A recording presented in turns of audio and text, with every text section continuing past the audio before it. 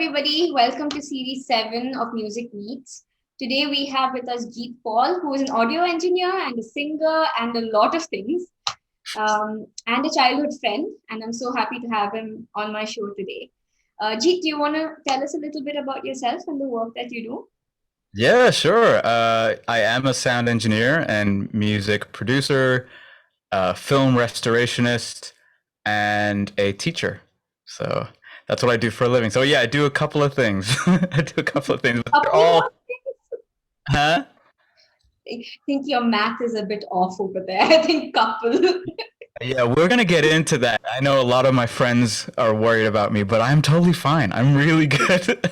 uh, Everything I do revolves around either audio or music or film to some degree. So yeah, I love That's it. fabulous. That's fabulous. And I mean, I know you from so many years ago, I remember listening to you sing and going, oh my God, his voice is so amazing, you know? And I knew you'd take down a path in music. Like my Really? gut knew, yeah, this guy's going to do something in music. And I couldn't explain it at that time, but I was like so sure. When you started to sing, it was like you completely changed. Like, there was Jeet who was not singing, and then there was Jeet who sang, and you were just a completely different person. And I remember being so shocked, that Yeah. there were so many elements to one person, and that music brings that out. I'm talking Yeah, about you, but I think it's generally the case for most musicians that it brings something out of you that absolutely. you wouldn't see, like you wouldn't see if you just met that person. You wouldn't be able to tell. No, absolutely. I would say that I was relatively on the shy side of things, as a kid, and I was very much to myself, very much scared about expressing my feelings to anybody. So, as you get older, I think especially when you get into your teenage years and you start to have all these emotions and feelings and thoughts, and a lot of things start to cloud your mind, and at least I looked for a way to get it out of me, and where could I express myself the most? And fortunately, I had this little thing called music, and yeah, I just found out that, like, oh my God, I can truly, truly express myself through this. And not only that, uh, I could totally let go of this whatever this fear of being judged or being like told not to express thoughts or whatever, that you could literally be free. And I think that's what it all came down to. It's like I was free, and that just felt so great. And so I think that's probably what people saw on stage when I was that person, that side of me. I'm curious, I want to know how you went from the shy boy, but expressing so beautifully as a singer, and chose Yeah. to become an audio engineer and all of the stuff that you do. Because you work with other singers, don't you? You Yeah. said you're a music producer, so you're actually bringing that out. You're working to bring that out of other people as well, which must be incredibly fulfilling. Yeah, yeah, definitely. I think, well, okay, so there's two parts to this question, right? So the first side of, like, how did I go from performer to engineer? It's pretty simple. I can't remember what year it is. It must have been like 2006 or 7. I was writing lyrics down. I remember I had all these feelings and everything, and I was singing, and it was great. But then there were things that I was singing. I was singing other people's music, and there were things in that music that I related to like 70% of the way. And like, wow, if I could write something on my own and really connect to it, that could be awesome. So I was writing lyrics down for a long time, and then I started dabbling in, like, Windows 98 recorder or whatever, where you have to click record and it records for 10 seconds, and then you got to stop, and then you got to make a it was a whole process, right?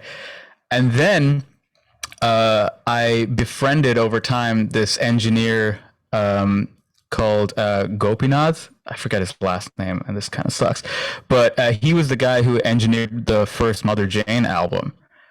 So I basically called him and said, "Hey, how do I do that at home?" and and so he taught me a little bit about how to record and how to like set up a little interface. So I started recording, started to do a couple of songs on my own, and started to compose my own stuff. I did some YouTube covers way back in the day where like I took Japanese anime songs and turned them into like piano versions, but I read the translated English words and then I converted them to like English acoustic songs. I Um, love I loved doing that. It was so good. It was such a great feeling. But anyway, while I was doing that, I was also composing, and my very good friend Paul, who we are friends to this day, and I just got off the phone with him right before you. He was saying like, "Hey, it's cool that you're doing all this composition thing, and I like what some of your songs, but it just sounds like garbage." So I was like, "Okay." And so stubborn me, I was like, well, then whatever, man. I don't care. And he's like, no, no, no. Just listen. Why don't you read this little article about equalizers or about compressors? And I was like so stubborn, but because he's a good friend and because he is brutally honest, which I love, I took a go. And then I started getting into engineering, just like looking at the different ideas of how to make songs sound better. And the more I got into it, the more I started to realize how, as much of a technical thing as it is such a powerful way to expand on the artistic expression, if you will, right? It's like you can take a song, you can take an expression, and then really represent it and blow it out in the most insanely beautiful way. So I started to see the artistic side of engineering. And that's when I just went all in. I was like, "Oh, I am in this now." And then yeah, so then that's how I started to get into audio engineering. It must have been 2006 or seven. Got into it, and then I took a course in it, and finished that, and then I started interning at studios. And when you start interning at studios, that is where you learn all the nuts and bolts of the gear of how to make records, of how a studio is run. I mean, I was just cleaning bathrooms and making coffee, but like in between, you would like be able to like assist on a session or help set up, and you just saw how people worked, all these people who were doing this for a living, and you're like, "Oh my god, this is amazing." And you learn all these tricks from them, and then slowly but surely you start to find people on the local music scene and just go like, "Hey, can I record you? Can I mix you? And I'll do it for free, or I'll do it for." I remember the first time I charged somebody, it was like $50 to like record and mix, and to me it was like, "Oh my god, I made my first $50 recording a band." But yeah, and then it just grew. It snowballed into like now this is like a full-time thing. mm. So yeah, that's how I got into it. It sounds like everything kind of fell into place for you at the right time. You met the right people at the right time as well.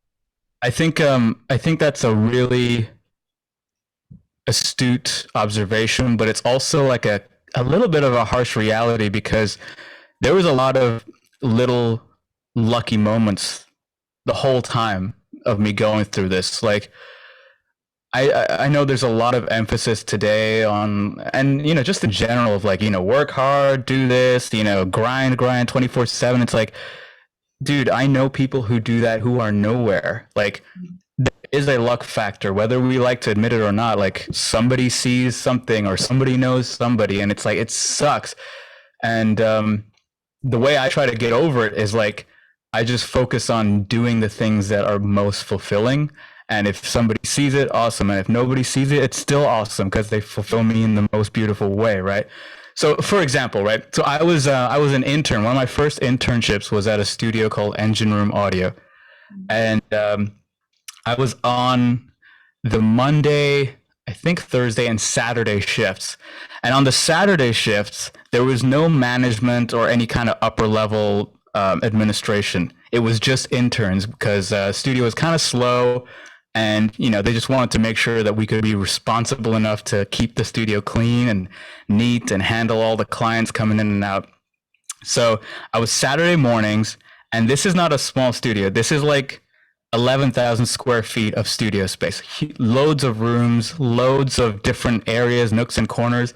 And the first thing you have to do as an intern is to uh, change the water bottle, change the water jugs, make coffee, and then clean Swiffer and dust the whole thing. And usually it's two people, so it's me and a guy. But my partner would always show up like 2 hours late or 3 hours late because there was nobody there anyway. So why would he show up on time? So so what ended up happening almost on a regular basis was I would just end up doing the entire morning cleaning thing. So I would clean the entire studio. And I till this day I don't remember why I did it. Maybe I was bored, maybe I was like, "Oh, I'm here, I might as well do something."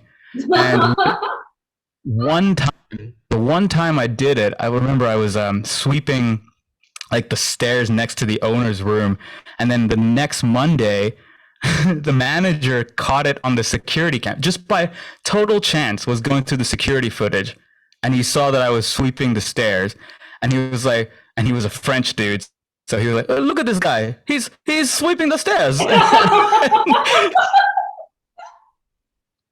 So he told the owner, so the owner liked that. And then at the same time, the two assistant mastering engineers were leaving, and I had expressed interest in being one of the replacement. So many things kind of just came together, and I could tell you at least, I don't know, 20 things like that have happened over the past 10 years. So it's like, yes, I did work hard. Everybody works hard. Everybody wants to do this, but like, I don't know. There's some luck involved. So if you're gonna do it, just make sure you're fulfilled and happy and not bitter and resentful. So No, absolutely. I think that's a good point, to be fulfilled and happy. And I think also to find what it is that you want to do with it and sure. exploring and being open to exploring, which is something actually I think I'm going through right now. Because Mm, as much as you've been trained, I've been trained as a Western classical musician, I'm starting to see what is out there and that so many people are creating completely new things, yeah. out of out of tradition. It's coming from that.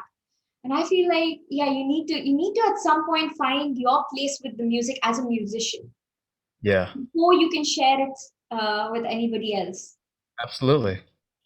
Regardless of, and this is regardless of who sees it and who doesn't. As you said, if someone sees it, suddenly it works, something happens. But Great. that, I don't think someone should take up music if that is the sole purpose of taking music up. Mm, You know what I mean? Like you were completely, totally passionate about it.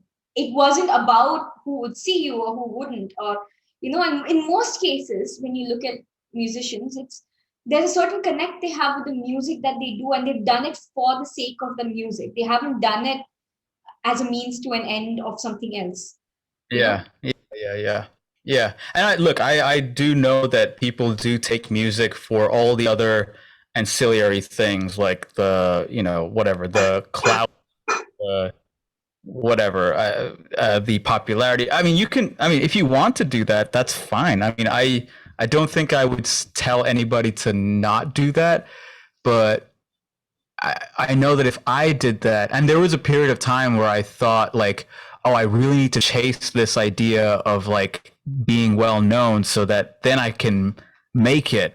But I think there was a lot of other things attached to that. It's like, one, I think that would make me happy if I was trying to satisfy everybody else's thing also. But yeah, no, I don't think there's anything wrong with doing that. I just don't think I would ever do No, that. see, I don't think there's anything wrong either. But when someone goes after that, they still go at it with a passion. Sure. You know? Yeah. Yeah. So if that element of passion isn't there for whatever it is, whether it is I'm saying music particularly because I'm thinking of full ground like classical musicians, where Yeah. the work is scarce. You know, Yeah. that Yeah. you wouldn't choose this if you wanted to be popular. You would go into pop or you would go into rock, which is perfectly fine. But those genres of music are more likely to give you the Mm, fame that you want than if you were a traditional classical concert pianist or a concert instrumentalist or whatever. You right. As long as you're following this passion of yours and you're Yes. trying to feel, yeah. Yeah, Yeah. I mean, That's there good. are so many fantastic genres out there. I mean, K-pop. Look at it. It is about the fame, to a very large extent how they look, but they're producing fantastic stuff. Like their dancing is epic, the singing is great, the visuals are amazing. So the output they're doing it comes from passion. I mean, you can't say that those guys don't have passion, and you can't say that it's wrong that they're chasing after fame. It's just that is the path of K-pop. Right. It wouldn't be the path of a traditional classical pianist, perhaps. The way you get fame there is different, even if you Yeah. want to. I think your mindset also has to change according to what you really want to get. You know, Sure. like I think if you really want to go after fame, there has to be some amount of networking ability in you. Abs- Yeah, Absolutely. yeah, Absolutely. Then, if you don't want to go after fame and you realize you don't want that and you just want to do cool music, then you have to let go of this exactly. idea. Yeah, exactly. So, yeah, you're absolutely right. Absolutely. Yeah, and I think each individual has to find their balance. For example, if a student came to me and said, "I want to be famous," I'd say that that's never been the path that I've taken. Like I've never learned music for that. My path has been for the music, to Hmm. learn and to share and to give knowledge. And this Yeah. this is me personally, but that is not to say that if you want to be famous, that you shouldn't pursue that. But I Right. would probably say go to somebody who can guide you down that path rather than somebody who's completely experience different things. So even finding the people you need to pursue the path you want to take has to depend. You have to be selective. Otherwise, you're never going to achieve what you want. Yeah. Yeah. Very true. I think, yeah, sometimes I'm not sure how to say this correctly, but sometimes you see students getting frustrated with certain teachers, and a lot of the times it's because they're not their paths are completely opposite. Like, one student is like, I want to go in this direction, and this teacher's like, well, I went in this direction, and this is how it is. Yeah. So there's so much in there. Yeah. There's so much tension. It's true. You have to be very clear. And Yeah. very often, it's hard because you may love your teacher and really want to learn with that person.